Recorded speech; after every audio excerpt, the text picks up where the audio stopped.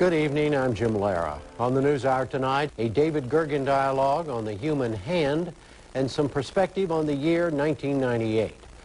David Gergen, editor-at-large of U.S. News & World Report, engages Frank Wilson, a neurologist and author of The Hand, How Its Use Shapes the Brain, Language, and Human Culture. The beginning of this.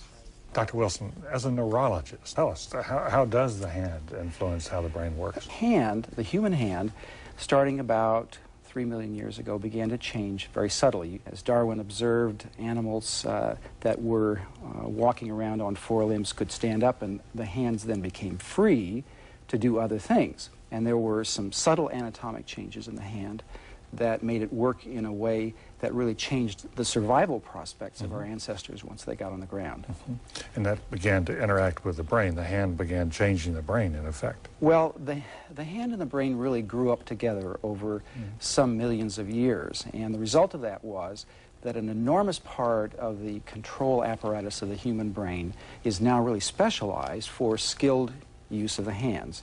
It's really the crux of what then becomes an issue, I think, in human development, because you can compress the anthropology story in such a way that you can ask the question about us as individual human beings. What is it about the hand that accounts for the way we as individuals develop?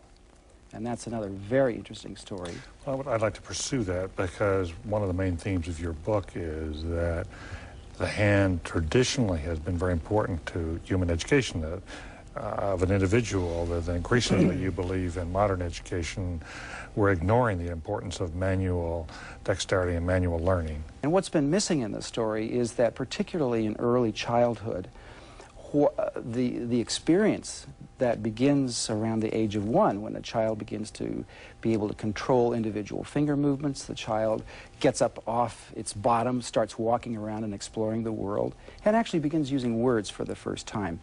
What we really think of as the beginning of human thought and human individuality is really tied up with these chronologically very, very tightly controlled events that all children go through. Now, once children get into school, the sort of learning machine that was given to us by biology is sort of preempted by a culture that says, well, we would like our sons and daughters to go to Harvard, and we would like them to be computer scientists, and we would like them to be aeronautical engineers. So, well, we'll now take that over, and we will fill the child with the information that the child needs.